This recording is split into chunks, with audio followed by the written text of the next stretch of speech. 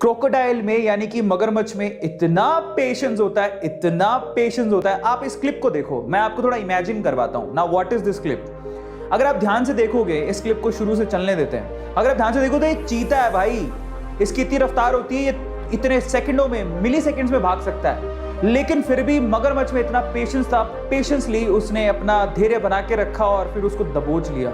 तो crocodile itself, उसमें बहुत ज्यादा पेशेंस होता है, बहुत ज्यादा अपने टारगेट पे पूरा फोकस रखता है और इतना ज्यादा पेशेंस होता है, उसमें धैर्य होता है कि वो अपना धैर्य खोता नहीं है जब तक टारगेट उसे अचीव नहीं हो जाता।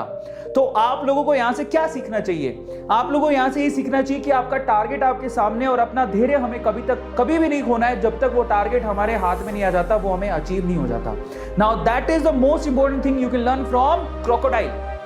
ठीक है, उनमें इतना धैर्य होता है कि वो अपने धैर्य, अपना आपा खोते नहीं है।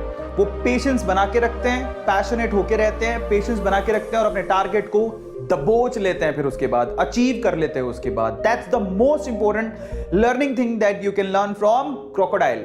ठीक है, ये आपको ध्यान रखना है। तो आपको यहां सीखने की बात क्या है? सीखने की बात यह है कि जब तक आपको आपका नीट का एग्जाम आपके हाथ में नहीं आ जाता, रिजल्ट आपके हाथ में नहीं आ जाता, मतलब रिजल्ट हाथ में तो आएगा ही, उसमें ऑल इंडिया रैंक चाहिए, हमें सिलेक्शन करवाना है हमें। जब तक हमारा सिलेक्शन नहीं हो जाता तब तक हम इसे छोड़ेंगे नहीं। That is the most important thing you have to say to yourself कि भैया मैं अपने धैर्य बना के रखूंगा जब तक मुझे लक्ष्य की प्राप्ति नहीं हो जाती।